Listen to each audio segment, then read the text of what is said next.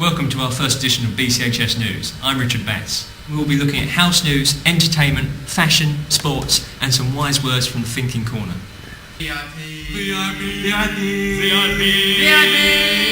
VIP! First in our VIP slot, a report from James Steptoe with an exclusive interview with the one and only Mrs Mason. Describe a typical day in your role as head teacher.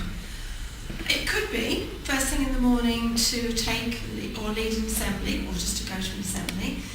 And then it would be a series of preparing documents, writing reports for governors, lots of meetings, and very importantly teaching, because I still teach, and that's still a very important part of my job. If you were leader of the world, what would you do?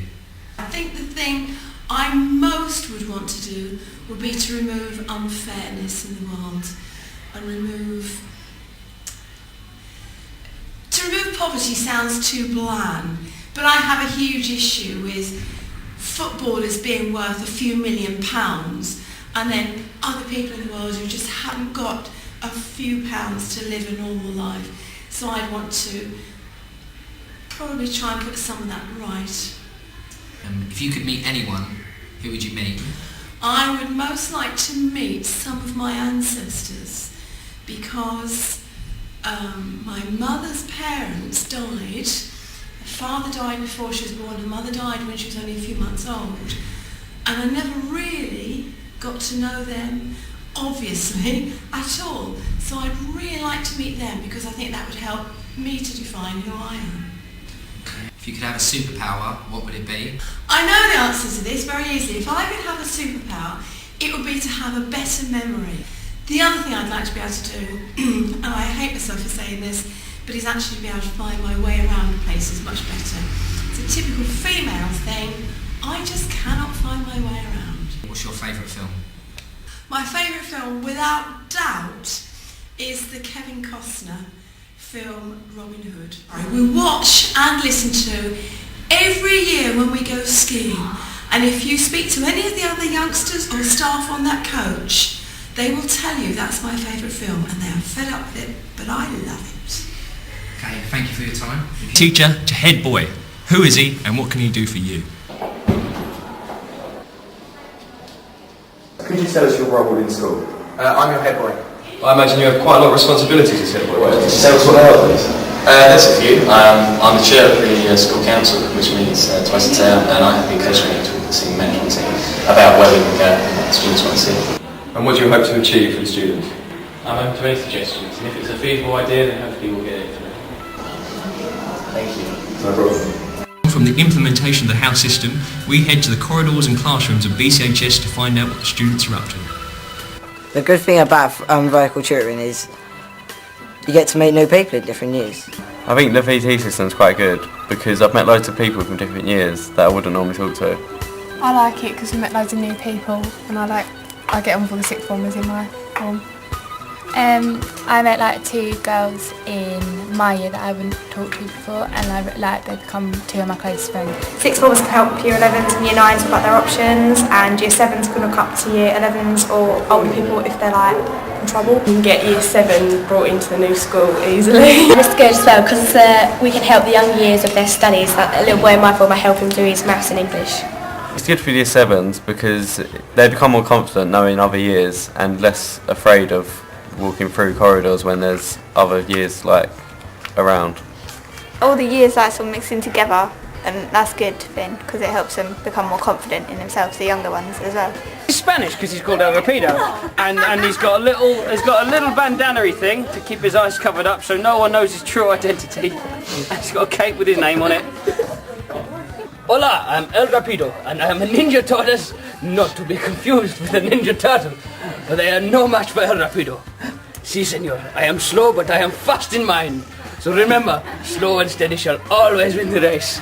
And also a wise man once said, he who speak in third person, not so wise. Thank you very much for your time, Dave. Our form is your form.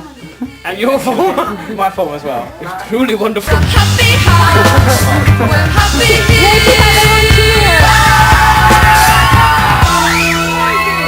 I went on Britain's Got Talent and I sang The Fugees' Killing Me Softly, so here goes. I heard he said a good song. I heard he had a style, and so I came to see him, to listen for a while.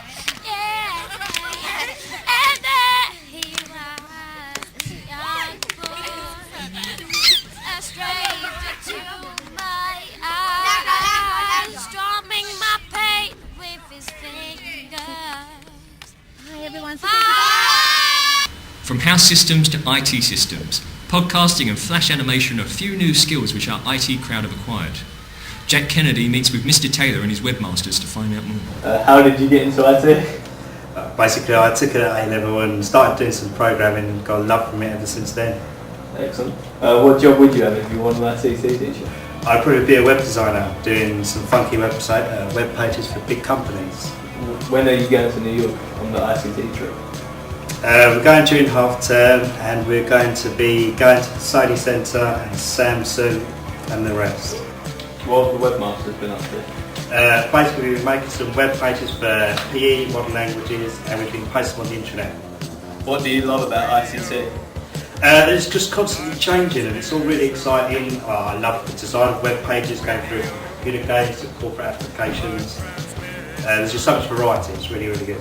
What's your favourite computer game? Fallout 3. Good choice. What's been going on in our media and drama departments?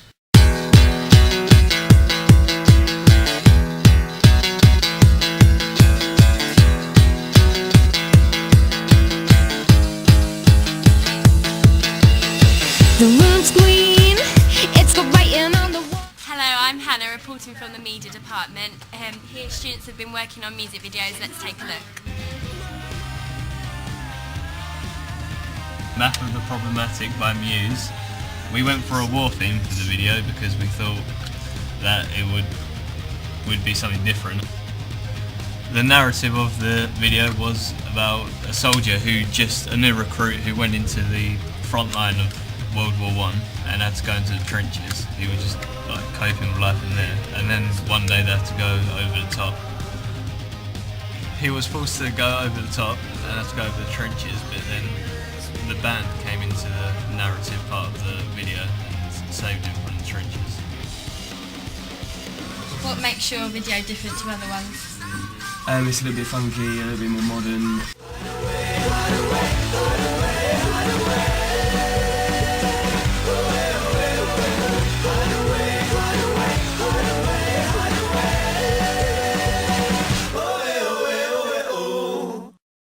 Our video is by a band called Futureheads, and the song's called Man Ray, and it's about an artist who's actually called Man Ray.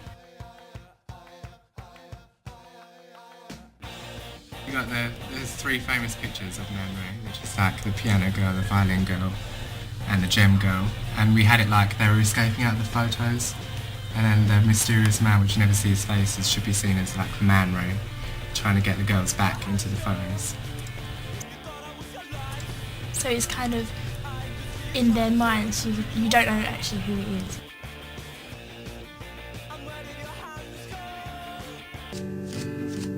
It's my music video. It's a Mouldy Peaches song called Anyone Else But You. You're a part-time lover and a full-time friend. There was loads and loads of different actors involved, so it was hard to get everyone together at the right point and to get more people. It was fun doing because we had so many different people in it. I'll kiss you on the brain in the shadow of the train. Kiss you all starry-eyed, my body swinging from side to side. I don't see what anyone can see. It's like a happy, jolly theme. It's quite hippie-ish. It's quite nice. It's a nice, like, happy song. It makes you feel happy inside. We sure are cute for two ugly people. So Sophie May interviewing the drama department.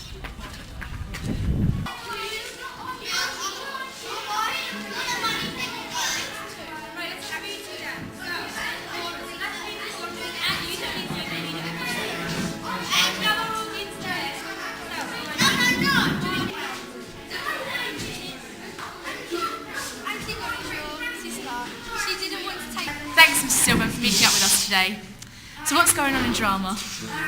Today we are looking at the story of Antigone, which fits into the Year 7's work on storytelling. So they've just been performing some of the script they're doing. The unbeatable foe to bear with unbearable At the beginning of April, the Year 11s do their final piece, and the Year 10s are also doing a theatre and education piece, which will hopefully be an evening performance for people to come along and see that. Aristotle owned the only way he could become king would be to murder his sister Antigone. pure and chaste from far. This is my quest. Very soon we're going away to Greece for just under a week, where there's 20 students who will be able to learn about Greek theatre and have the opportunity to actually perform in a traditional amphitheatre at the end of that. So we're looking forward to that trip in April, half term. I've heard there's a company coming to school. Can you tell us more about that?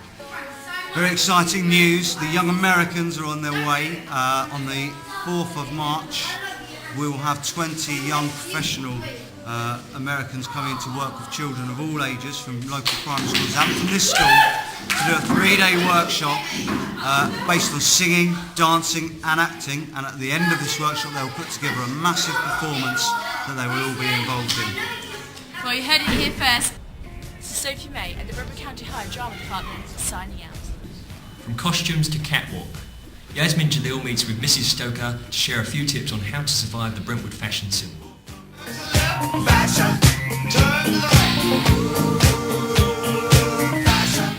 Hi, I'm Yasmin and I'm talking to Miss Stoker. So why are you talking about fashion to us today? I think fashion is really important in school. It's important in life as well. But I also want to say that there are some areas where you can be creative even though you must, and I will stress must, follow school uniform. Where can you be creative with school uniform? Let's talk about the girls today. I think there's 3 main areas that we can get creative with. It's going to be in the tights, it's going to be in the shoes, and it's going to be in the bag. So which fashion item are you going to be talking about us today? Considering the weather, I'm going to be talking to you about tights. My top tip today is going to be go for a very high denier, 80 at least. Even go for something with a wool lycra mix. Keep them cuddly, keep them soft, keep them nice, and keep the horrible weather out this time of year. Cool. So what top tip can you give us on what not to wear? It's going to be Ugg boots. Number 1, they're not school uniform. Okay. Number 2, Jodie Marsh stopped wearing them. They're over, they're out, they look like overgrown slippers. This is Yasmin Jalil reporting for BCHS News. What, when and where is water polo, and how do you play it? Let's take a look.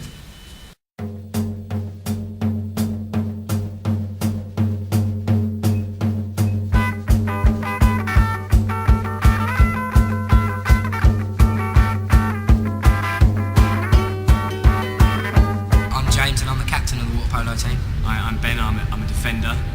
I'm Nathan and I'm the goalkeeper.